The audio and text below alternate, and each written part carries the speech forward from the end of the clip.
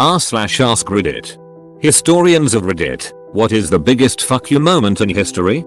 The Battle of Alesia. Julius Caesar's attacking some Gauls in modern day France, and they go hide in a castle on top of a hill. Caesar's army isn't big enough to take them all at once, and the Gauls have reinforcements coming, so a siege is impossible. So Caesar just builds a bigger castle around the one he's attacking. He literally just built 2 walls back to back and a ring around the castle. The first Gaul army was already too small to defeat Caesar, and his fortifications only gave him a greater advantage. The reinforcements were also unable to defeat Caesar's army now that he was behind several layers of spike pits and both earthen and wooden walls. Plus the Gauls inside had no way to communicate with the reinforcements outside, so they couldn't coordinate attacks. Both Gallic armies were defeated as they attacked Caesar's newly built fortifications, and Caesar emerged victorious. It's probably my favorite battle of all time. The Romans had to build over 20 miles of walls, right? And they did it really fast. The Gauls inside the castle said, "We only need to wait, for extra troops are just ahead to seal all Caesar's fate. He might elect to wait beyond this castle gate, but when he does, they said with pride, we'll seal all Caesar's fate." For sieges only go so far when armies, grand and great, are almost twice the size you are. They'll seal all Caesar's fate. We'll watch them fight and watch them fall, till all his hordes are gone. But then old Caesar built a wall, and whispered, "Dart. Bring it on." I know this wasn't going to happen, but it would have been better if the Gauls built a castle around Caesar's castle. If I remember properly, Caesar risked the defeat when the Gauls attacked from northern side of the fortifications, but his men successfully repelled the Gauls and somehow won what will be remembered as a masterpiece in the war history of all times. The construction and use of the war wolf, supposedly the largest trebuchet ever built. When it was disassembled it would fill up 30 wagons. So anyways, King Edward I built this to siege a Scottish castle. But before it was even built, the Scottish people tried to surrender. To which Edward responded with a prompt no. In actuality he responded with, "You do not deserve any grace, but must surrender to my will." In other words, I built this trebuchet over 40 days and I am most definitely going to use it, and proceeded to use the trebuchet anyways. Edit. Well, now I have to go watch out King. I went to all the trouble to build this dank trebuchet and now you bet your ass I'ma test it. Of course he wanted to use it. It's the most superior of the superior siege engine. 30 wagons to transport it and 40 days to assemble it, and they expected him to just pack it up when they surrendered? AWW hell no. Big Ed gonna chuck some rocks. I came here to say this. Edward was a complete savage. Stop sending people to kill me. We've already captured 5 of them, one of them with a bomb and another with a rifle. If you don't stop sending killers, I'll send a very fast working one to Moscow and I certainly won't have to send another. Tito to Joseph Stalin. If someone made a black comedy TV series about the Eastern Bloc, this would be one of the highlights. Tito got that big dick energy. The Second Defenestration of Prague. The Holy Roman Emperor and King of Bohemia sends representatives to the Protestant city of Prague telling them to convert to Catholicism. The representatives get thrown out a window and allegedly landed in a pile of manure. This was the first instance of a bounce check, no? Edit. Thanks Reddit. Or, rather to QG Varm. It was Emperor Ferdinand II or III? I never remember the number. I hate manure. My personal favorite, the beginning of the Battle of Stamford Bridge, in England, 1066. England's been invaded by a Norwegian army led by Harald Hardrada, King of Norway, and Tostig Godwinson, exiled English earl and estranged brother to the English king. They've already fought one battle. They've captured York. Things are looking good for them. They're chilling, enjoying their success, waiting at Stamford Bridge for the hostages they demanded. It's a hot day. They're not expecting any trouble. But wait, an English army shows up. That's practically impossible.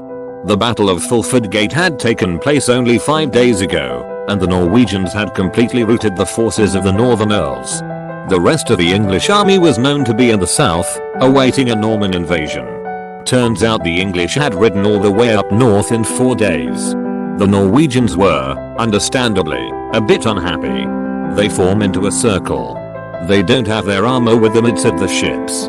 It's too hot to be hanging around in mail. They've got helmets and shields and weaponry, and that's it. The English send a rider to negotiate. He tells Tostig that his brother the king is willing to offer him his earldom back and part of the rule of England if he gives up now. Tostig asks what his buddy Harold Hardrada gets for his trouble. 6 feet of English ground, or as much more as he needs, being taller than other men. Tostig says they're done here. The rider rides away. Harold Hardrada asks who that dude was, because if it had been him talking, he'd have just killed the bastard there. Tostig says, "Oh, that's my brother. That's Harold Godwinson, the king." Harold Godwinson rode up to an enemy army personally and told the king of Norway, known to be a great warrior and general, that all he'd get from this invasion was a grave. Battle commences. Norwegians lose. Tostig and Harold Hardrada both die. Huge bloody mess. English army is crippled. And then 3 days later the Normans land in the south. Harold is fucked. He still marches his army back, gathers as much force as he can, and engages 3 weeks later. He's killed at Hastings. Normans conquer England. Basically a very personal fuck you moment that snowballed quite intensely. Edit, because a lot of people are asking, yes, this was the battle with the legendary berserker at the bridge. No, it probably didn't actually happen. The story appears hundreds of years later and is very inconsistent. Also, there might not have been an actual bridge there at the time. I love that line. Or as much as he needs, being taller than other men. It's one of those butterfly moments of history where if the timing on things is slightly different or the English face the invaders in the other order, William the Bastard is a footnote of history and we'd all be commenting in a language stuffed full of Norwegian words instead of French ones. That whole period of English history was just one fuck you after another. There's a good 3, I think, part series on Amazon Prime if anyone is interested. Just called 1066 if I remember correctly. Khosrow Anushirwan was a Shah of Iran in the 500s ACE. He took over a town, Antioch, that used to belong to the Byzantine Empire, ran by Emperor Justinian, but before he burned it to the ground, he had architects and a bunch of other people go through and record exactly what the city and its buildings looked like. He then built a new town that looked exactly the same and named it Antioch Khosrow, which translates roughly to Khosrow's better version of Antioch. And that's not even all of the ways Khosrow trolled Justinian. I recommend watching extra credits series on this dude, it's nuts. Edit, Jesus Christ people, I get it, it's CE, not ACE. Khosrow Anushirwan was a Shah of Iran in the 500s ACE. Khosrow Anushirwan was the 22nd Sasanian Emperor of Persia. Iran became the name for Persia in the 1930s ACE. Okay, I know what BC and AD is. I know what BCE and CE is. What's ACE? I'm gonna build my own Antioch. With blackjack. And hookers. Genghis Khan to Shah al-Din. After the Khwarezmids plundered one of Genghis Khan's caravans, killed his people, and took his shit, he thought to take the diplomatic approach and send 2 envoys and an interpreter. Shah al-Din decided to be a dumbass about it. He shaved the heads of the envoys to shame them and sent them back with the head of the interpreter. Mr. Khan was kinda pissed, so he marched 200,000 of his boys and fucking annihilated their town with only 1/4 of that number are even able to fight back. He was so pissed at the Shah that he had the rivers keeping the surrounding villages alive fully diverted, so that he would literally wipe al-Din's birthplace off the map and make it so that it was like he never existed. No one would settle there or live there ever again. No one would be there to remember his enemy who had disrespected him. Not even the dogs or cats would be spared, said Genghis Khan. You can still go see the ruins of the once great cities of the Khwarezmid Empire. They are huge and the wind blasts sand through the bleached bones of a civilization that Genghis Khan reduced to a wasteland for having disrespected him one time. For context, killing an envoy is like breaking guest right in Game of Thrones. GRRM took a lot of inspiration from Genghis Khan. It wasn't just unforgivable, you were cursed by the gods and Khan rained fucking fire down just thinking of it. Imagine being one of the envoys. Genghis Khan just decimated a civilization because they disrespected you, and in turn him. Holy fuck, would you never want to piss him off after that? Ferruccio Lamborghini was a rich man owning his company that built tractors. He talked to Ferrari about the imperfections of his car and how to improve them, and they basically laughed at a young tractor mechanic trying to tell them about sport cars. So he decided to start making luxury sport cars to compete with Ferrari, and thus, the rivalry was born. So I'd say the middle finger of this guy to Ferrari was pretty noticeable. When Ford was about to buy Ferrari and noticed something in the paperwork that said Ford would not own the Ferrari race team, they were upset about this, and Enzo basically said Ford was too low to own such a great team. Later on, Ford recruits Shelby Carroll and beats Ferrari at Le Mans, and has every single time since they've entered a car. Julius Caesar's death. At least he died surrounded by friends. The first recorded incident of a group project where most of the group doesn't do the friggin' work. Capital F. Not the biggest, probably, but the first that came to mind. Brigadier General Anthony McAuliffe's response to the Nazi demand that Bastogne surrender. Nuts. Nuts. The general's word echo clear. Nuts. The Nazis shall hear. When Alcibiades fucked the Spartan king's wife, then fled to Persia, became a high command and made it back to Athens, where he once started as a politicame and became one again, he said fuck you to Athens. He betrayed them, Sparta and Persia, and got away with it because he looked so damn good. Chad. Sounds like what happened between my ex-wife and neighbor. Alcibiades must have been larger than life.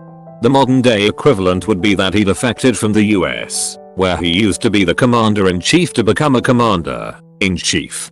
Not sure, in the Soviet army, during the hot war, as in not just the cold, and then leaving then to pick up a command in the Chinese army. Mind you, Athens and Sparta were engaged in a long and bitter war to the death, at the time. So seeing sides is somewhat difficult. Then he returned to the US, who took him back as commander-in-chief. You have to really be a personality larger than life to pull this off. French surrender in World War II. Hitler dictates that the French capitulation take place at Compiègne, a forest north of Paris. This is the same spot where 22 years earlier the Germans had signed the armistice ending World War I. Hitler intends to disgrace the French and avenge the German defeat. To further deepen the humiliation, he orders that the signing ceremony take place in the same railroad car that hosted the earlier surrender. As the armistice is signed on the 22nd of June. Under its terms, 2/3 of France is to be occupied by the Germans. The French army is to be disbanded. In addition, France must bear the cost of the German invasion. I was hoping someone would post this. Hitler later destroyed the railroad carriage when things started going south for the Axis. By many counts, including French historian Max Gallo and former French President Nicolas Sarkozy, France's most shameful historical episode. Soviets invading Poland in 1939. This is like the opposite of what you're asking for, because it could have been a big fuck you, but it went another way. Abraham Lincoln, while still a largely unknown frontier lawyer, was asked to assist in a law case by some bigwigs out in the East because the trial was going to be held in Springfield and they wanted a local lawyer on the team. Well, the location of the trial got moved, but the bigwig lawyers never told Lincoln they didn't need him anymore. He worked really hard on some arguments and showed up to the trial, which was now in Ohio or something. The bigwig lawyers were pretty rude to him when he showed up and didn't use any of his arguments and didn't allow him to participate. They did eventually send him a check for payment, but Abe sent it back. They did send it back, writing enough to get Abe to deposit the check. When Abe became president, he eventually asked the head lawyer of the bigwigs in this case, Edwin Stanton, to be his Secretary of War. Edwin Stanton grew to truly love Abraham Lincoln and was a very effective Secretary of War. Abe could have remembered the snub from earlier in his career and refused to have anything to do with Stanton, but Abe was never truly offended and saw Stanton as a good person to have in his cabinet. Lincoln was good at not letting grudges rule him. In the book How to Win Friends and Influence People, a story is related where Lincoln ordered General Meade to chase down the Army of Northern Virginia and finish them off after the Battle of Gettysburg. Meade dawdled for 3 days, which let the Confederate army escape. Lincoln was super pissed off and wrote a letter excoriating Meade for not finishing what was started and noted the war could have ended there, but now it will continue and how many more will die. Lincoln never sent the letter. He realized he wasn't there. The Union Army had just fought a 3-day battle and were exhausted. It was not Lincoln's place to second guess his commanders who were there. Can you imagine any of our presidents in the last 50 years having such restraint? I can't. Maybe Carter could have done that. Edit. A word. Spelling. During the conquest of Constantinople, now Istanbul, when Sultan Mehmed had his ships carried on oily stakes by thousands of men to get past the big chain that prevents ships to enter Bosphorus. Simple, just give bombs to Ezio and he'll drop the chains. Henry VII divorcing Catherine of Aragon. HVII. I wanna divorce my wife. Church, you can't do that. Also, your country is Protestant as well, so if you do it anyway, everyone will hate you. HVII. Sometimes you gotta get your hands dirty. The reply of the Zaporozhian Cossacks is the best response to a demand for surrender, ever. In response to requests by the Sultan of the Ottoman Empire to desist attacks and submit, Zaporozhian Cossacks to the Turkish Sultan. O Sultan, Turkish devil and damned devil's kith and kin, secretary to Lucifer himself. What the devil kind of knight art thou, that canst not slay a hedgehog with your naked ass? The devil shits, and your army eats. Thou shalt not, thou son of a whore, make subjects of Christian sons. We have no fear of your army. By land and by sea we will battle with thee. Fug thy mother. Thou Babylonian scullion, Macedonian wheelwright, brewer of Jerusalem, goat fugger of Alexandria, swineherd of Greater and Lesser Egypt, pig of Armenia, Podolian thief, Catamite of Tartary, hangman of Kamenets, and fool of all the world and underworld, an idiot before God, grandson of the serpent, and the crick in our dick. Pig's snout, mer's ass, slaughterhouse cur, unchristened bro, screw thine own mother. So the Zaporozhians declare, you lowlife. You won't even be herding pigs for the Christians. Now we'll conclude, for we don't know the date and don't own a calendar, the moon's in the sky, the year with the Lord, the day's the same over here as it is over there, for this kiss our ass. Not the biggest, but definitely one to note. In 1966, Charles de Gaulle ordered all US troops out of France, as he said the country was leaving NATO. LBJ's first words were to his Secretary of State, Dean Rusk, ask him about the cemeteries, Dean. When Dean Rusk mentioned whether or not the 60,000 plus US soldiers buried in France were to be removed, de Gaulle simply stood up and left the room, embarrassed.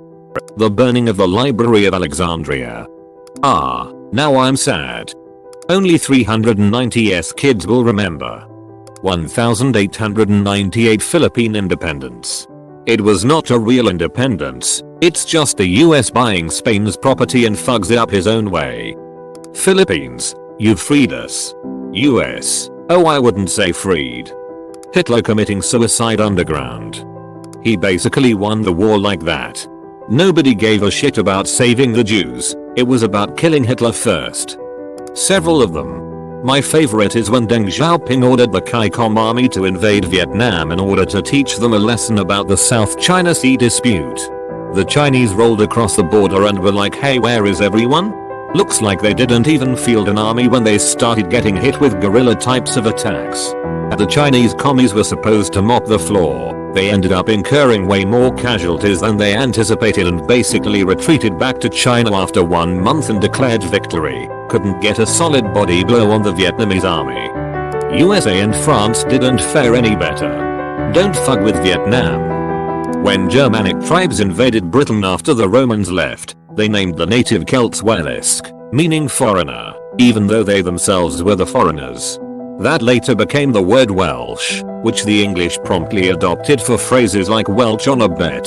TLDR. All of history has been one giant etymological middle finger to the Welsh. Yeah, but the Welsh language is itself a middle finger to English speakers. If we get into your city we will burn it to the group. If. At that point Sparta was just a backwater that wasn't worth the trouble of attacking. Their golden age had long since faded and now they were surrounded by fortified cities inhabited by their former slaves, freed after their loss against Thebes in the Battle of Leuctra. And they ended up missing all the glory and loot that Alexander and his mates got. After winning a big battle Alexander even sent armor and plunder back to Greece with the message Alexander and all the Greeks, except for the Spartans, Share the spoils of our victory. In 1941 the US requested Panama grant a 999-year-long lease to build over 100 military bases within their country. The Panama government asked for compensation in return, which the US felt was too high. The US responded by overthrowing their government by orchestrating a coup. They then signed an agreement with a new one. Winter War between Finland, population 3 million, and Soviet Union, population 300 million. Lasted 105 days. Strength: Finland, 300,340, 000 soldiers, 32 tanks, 114 aircraft. Strength: USSR, 425,760, 000 soldiers, 2,514, 541 tanks, 3,880 aircraft.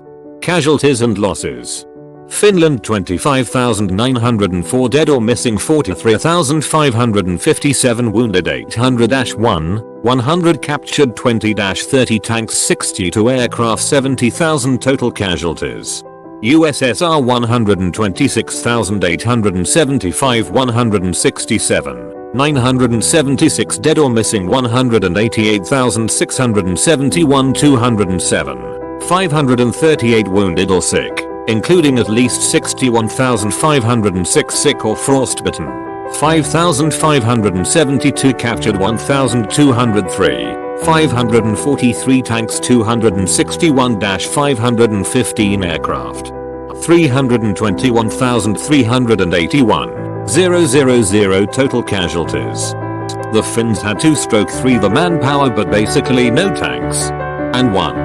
Edit, and lost. But didn't get annihilated, which the initial figures would have suggested. God of the world from 1914 to 1918. Archduke Ferdinand narrowly escapes assassination and, a few hours later, takes wrong turn and has his car break down directly in front of the assassin's lair and is killed, triggering World War I. Millions die. The global order is shattered.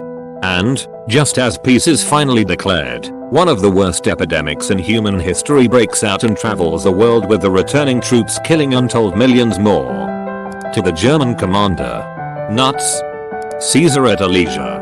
The Gauls were like, send the women and kids, they'll become slaves but they won't die of starvation, and Caesar was like, fuck you, go back and die. Construction of the Lion's Mound monument in Waterloo after Napoleon's defeat at the hands of the Allies. The giant statue is showing its ass to England while roaring at France. On the 30th of September 1938, a treaty called Munich Agreement was signed, causing Germany's annexation of Sudetenland, a region of western Czechoslovakia, where many German people lived. It was signed by leaders of UK, France, Italy and Germany. UK and France signed it because Hitler promised that he won't go to war if he got the Sudetenland. We all know how that turned out. But that's not all. The biggest fuck you to Czechoslovakia was that they weren't invited to the meeting. Yes, they weren't invited to the meeting about their own region. Also, France was an ally of Czechoslovakia at the time. So yeah, thanks for support, France. Sorry for any mistakes. English is not my first language. Also, my first Reddit post. Upon receiving his certificate as the first black PhD in Harvard history, W.E.B. Du Bois allegedly remarked that the honor, I assure you, was all Harvard's. I'm not an historian, but I know this World War I fact. In 1918, during the Battle of Villers-Britonneux, Major James Robertson made a plan to steal a German tank stuck in no man's land. There was no point in getting it, because it was dangerous going out there and the tank wasn't a threat to anyone. Not giving fuck about that, he grouped with 12 other men to retrieve that tank, under machine gun fire and inside mustard gas, just to say to the German army, fuck you, look what we got here. Thanks to him and the other men, today that tank is the only original World War I tank we have, and it's called Mephisto. On the crowning of King Henry VI, he backdated his own raider before the date of the Battle of Bosworth, meaning anyone who was loyal to him now but had shown any sign of opposition at Bosworth was now a traitor and an enemy to the realm. Justice served.